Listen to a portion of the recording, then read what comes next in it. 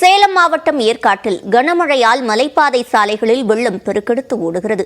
இதுகுறித்த கூடுதல் தகவல்களை நமது செய்தியாளர் கோகுலிடம் கேட்கலாம். கோகுல், இதனால் போக்குவரத்தில் பாதிப்பு ஏற்பட்டிருக்கிறதா? விவரங்கள். சேலம் மாவட்டம் ஏற்காட்டில் கடந்த 2 வாரங்களாகவே அவ்வப்போது மழை பெய்து வருவதனால் குளிர்ச்சியான ஒரு சூழல் நிலவி வருகிறது. இதனால் சேலம் ஏற்காட்டிற்கு அதிகப்படியான சுற்றுலா பயணிகள் வர தொடங்கி இருக்கிறார்கள். குறிப்பாக இன்று விடுமுறை தினம் என்பதனால் ஏராளமான பயணிகள் வந்திருக்கிறார்கள். இதற்காக சிறப்பு பேருந்துகளும் இன்று முதலே இயக்கப்பட்டு வருகிறது. வரும் 22ஆம் தேதி முதல் 5 நாள் கோடை விழாவும் நடைபெற இருக்கிறது.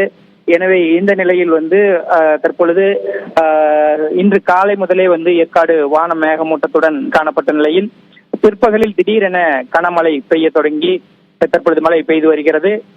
இங்கு வந்திருக்கக்கூடிய சுற்றுலா பயணிகள் இந்த மழையின் காரணமாக மிகவும் மகிழ்ச்சி அடைந்திருக்கிறார்கள். பெரும்பாலான சுற்றுலா பயணிகள் மழையில் நனைந்தபடி சுற்றி பார்த்து வருகிறார்கள். அங்கு இருக்கக்கூடிய படகு இல்லத்தில் மழையில் நனைந்தபடியே சவாரி செய்து வருகிறார்கள். அதே போல மலை பாதைகளில் ஆங்காங்கு தண்ணீர் பெருக்கெடுத்து ஓடிக்கொண்டிருக்கிறது. இதனால் போக்குவரத்து பாதிப்பு எதுவும் ஏற்படவில்லை. அதே நேரத்தில் ஆங்காங்கு மலைப்பகுதிகளில் தண்ணீர் திடீர் அருவி போல கொட்டக்கூடிய காட்சிகளையும் தற்பொழுது சுற்றுலா பயணிகள் பார்த்து மிகவும் மகிழ்ச்சி அடைந்து வருகிறார்கள். சிவரஞ்சனி, விவரங்களை வழங்கியமைக்கு நன்றி கோகுல்.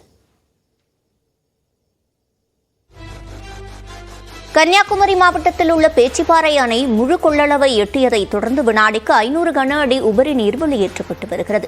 கன்னியாகுமரி மாவட்டத்தில் விடிய விடிய கனமழை கொட்டி தீர்த்த நிலையில் 48 அடி கொள்ளளவு கொண்ட பேச்சிப்பாறை அணை முழு கொள்ளளவை எட்டியுள்ளது.